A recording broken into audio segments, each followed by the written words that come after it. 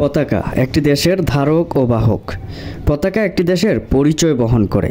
বাংলাদেশের রয়েছে লাল সবুজের 10:6 আকৃতির একটি পতাকা। 1971 সালের 16 ডিসেম্বর 9 মাস রক্তক্ষয়ী যুদ্ধের পর অর্জিত হয় এই পতাকা।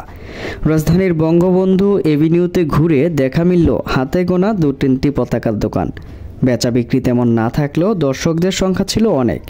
কেউ পতাকা কিনে নিয়ে যাচ্ছেন পুনরায় বিক্রি করার জন্য, আবার কেউ বা 16 ডিসেম্বর পালনের উদ্দেশ্যে উড়াবেন বলে। পতাকা কিনলেন, কোথায় বিক্রি করবেন? এটা টুঙ্গি বাজারে ভ্যারাইটি স্পোর্টস। কালকে বিক্রির জন্য? জি জি, কালকে বিক্রির জন্য। কতগুলো নিলেন? 350টা 12টা, আর ছোট হলো 500, কাঠিটা হলো 500। কাগজের পতাকা কেন নিবা?